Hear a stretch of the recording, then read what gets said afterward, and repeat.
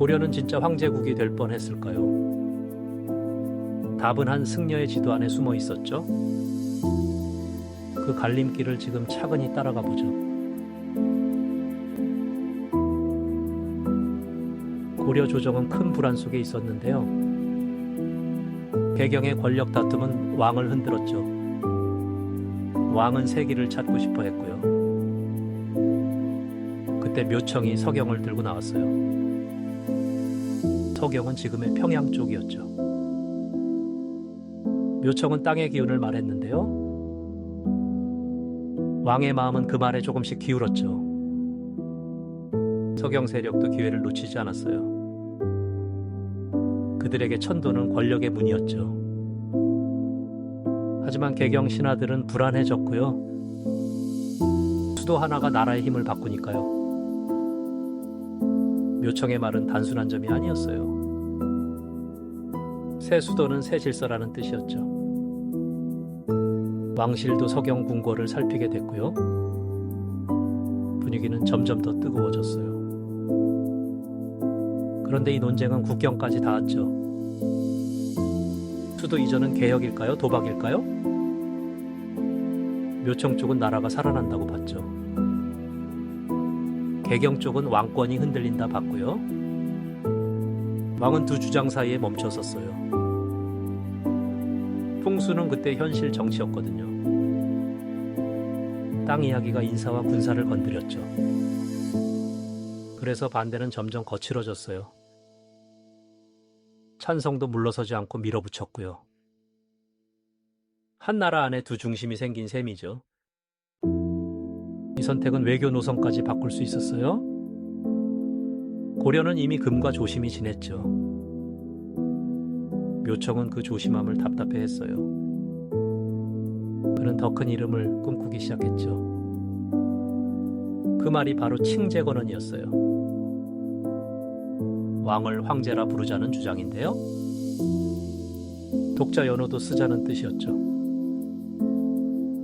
이건 체면이 아니라 독립선언에 가까웠어요.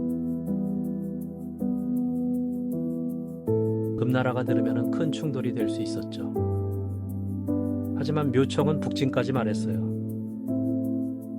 서경은 그런 꿈을 담을 무대였고요. 고려 안에는 자주의식도 살아있었죠. 그 자부심은 무모함과 붙어 있었고요. 김부식은 그 위험을 크게 봤어요.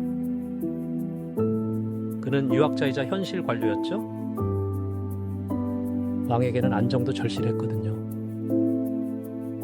조정의 저울은 서서히 기울기 시작했어요. 서경천도는 쉽게 결정되지 않았고요. 묘청의 신뢰도 조금씩 흔들렸어요. 한때의 예언은 의심의 대상이 됐죠. 그래도 서경 세력은 물러서지 않았어요. 기대가 꺾일수록 불만은 쌓였죠. 왕이 움직이지 않자 길은 좁아졌고요. 정치 논쟁은 점점 싸움으로 변했어요. 묘청은 더는 기다리기 어렵다고 봤죠. 이제 서경은 선택의 끝에 섰어요.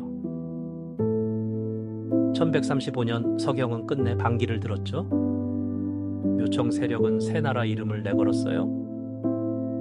연호도 청해라 부른 것으로 전해져요. 조정 입장에선 명백한 반역이었죠. 서경 쪽은 자신들이 새 출발이라 믿었고요. 같은 사건이 서로 완전히 달랐던 거죠. 칼보다 먼저 이름이 나라를 갈랐어요. 칭제건헌은 결국 선을 넘은 셈이었죠. 왕에게 충성하던 말은 사라졌고요. 개경은 군사를 움직일 수밖에 없었어요. 서경의 꿈은 전쟁의 문을 열었죠. 황제국의 가능성은 피할 수 없는 싸움이 됐어요. 김부식은 토벌 책임을 맡게 됐죠. 그는 서두르기보다 포위에 무게를 뒀어요. 서경은 성벽 안에서 버티려 했고요. 전쟁은 한 번의 돌격으로 끝나지 않았어요. 시간은 반란군의 속을 갉아먹었죠. 서경 내부에서도 의심이 자라났어요.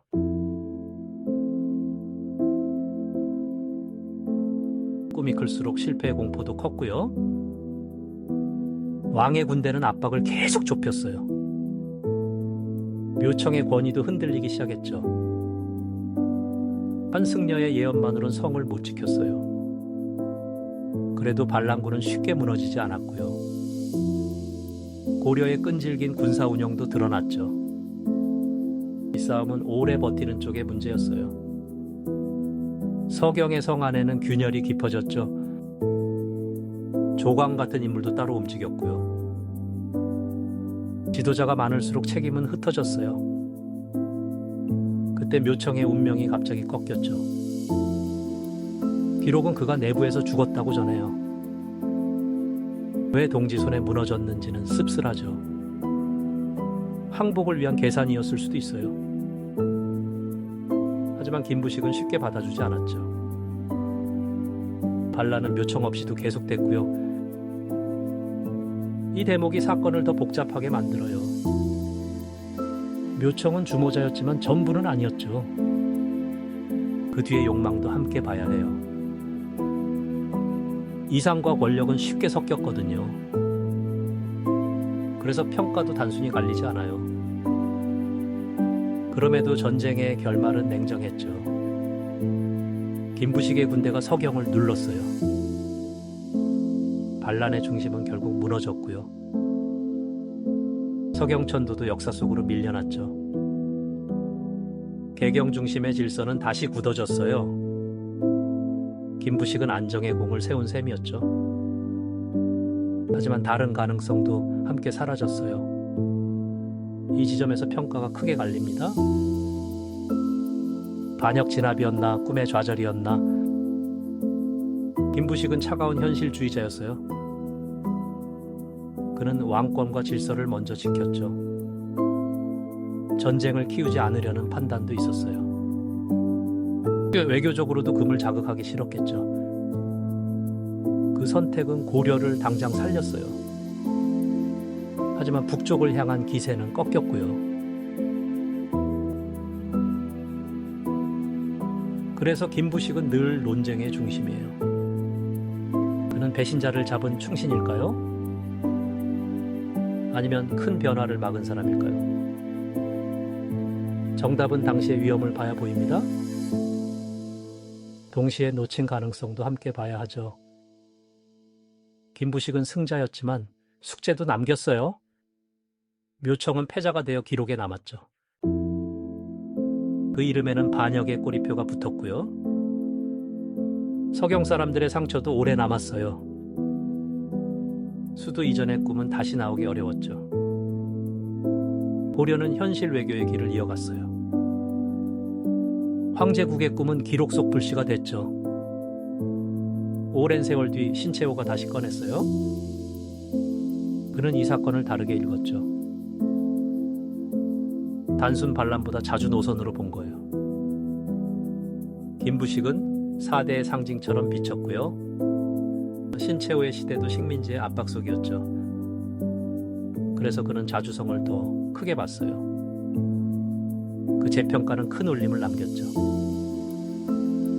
하지만 신채호의 해석도 시대의 산물이었어요. 우리는 양쪽을 함께 봐야 하죠. 묘청은 위험한 도전자였어요. 동시에 갇힌 질서에 균열을 냈죠. 김부식은 나라를 안정시켰어요. 동시에 큰 상상력을 닫아버렸고요. 풍수는 미신만으로 치울 수 없어요. 그 시대는 설득의 언어였거든요.